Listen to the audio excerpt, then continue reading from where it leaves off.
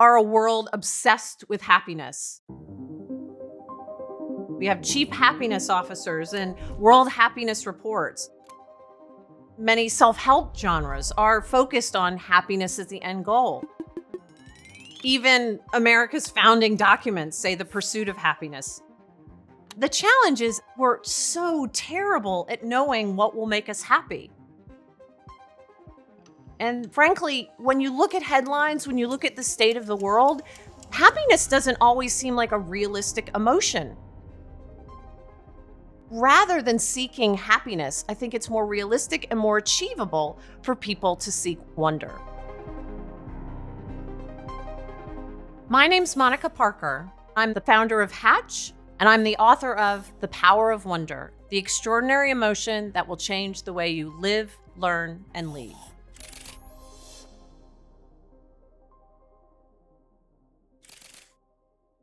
I think it's a sad irony that we are, as a world, obsessed with positive emotions. In fact, often we end up in this situation of toxic positivity.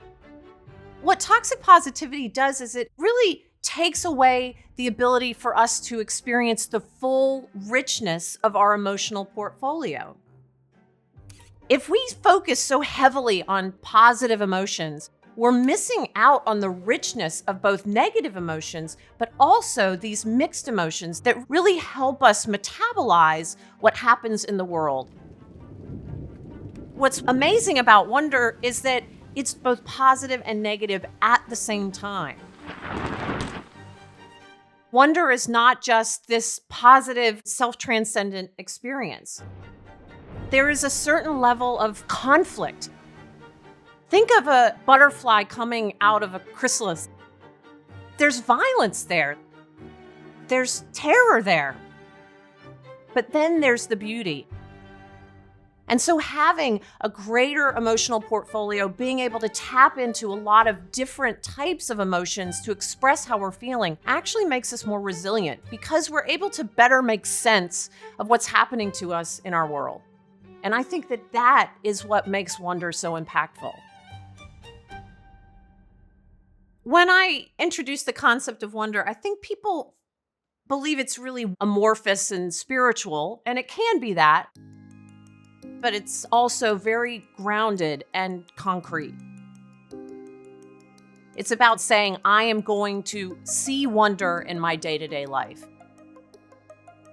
One of the ways to do that is with wonder bringers. They're whatever brings you a sense of wonder. A great indication that you are in the presence of a wonder bringer is it gives you goosebumps. Nature is a really fundamental primary way that many people find wonder.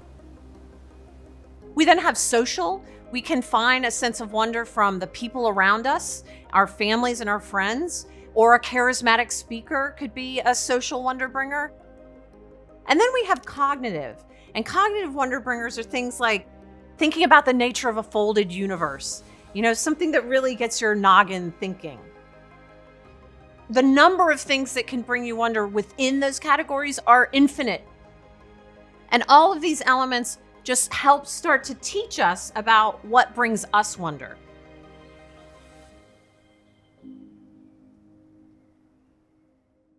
The challenge is we put a lot of barriers between us and wonder. One of those barriers is being in a hurry. We're always in a hurry and might just zoom right past wonder. Certainly, these fabulous little devices that we have in our pocket, our phones, they want us to be clicking and scrolling as quickly as possible. But that doesn't help us get closer to wonder. We need to slow down, create the time and space in order to find wonder. And we can do that through what I call slow thought. There are a few different ways that we can bring slow thought into our life. And the first is meditation. Meditation helps us quiet that chattering mind where we can banish rumination and allow our brains to notice wonder. Another slow thought activity is narrative journaling. Our brains love stories. And so if we can write stories about our own experiences of wonder, that actually extends the experience of wonder and enhances it. And then the last slow thought activity is sleep. Sleep deprivation doesn't allow our brains to process what it's experienced from day to day. If we're sleep deprived, then we simply won't be able to engage in the other slow thought activities that help bring us closer to wonder. People think because I wrote a book about wonder that I am an expert. Well, I'm an expert at understanding it, but maybe not finding it. I am not a wonder Jedi master. I am still on this journey with everyone else. And so every day I make a conscious decision to try to slow down, to find the beauty in the quotidian.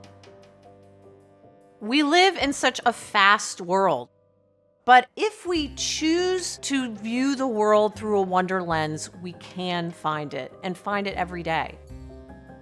Get smarter, faster with videos from the world's biggest thinkers. To learn even more from the world's biggest thinkers, get Big Think Plus for your business.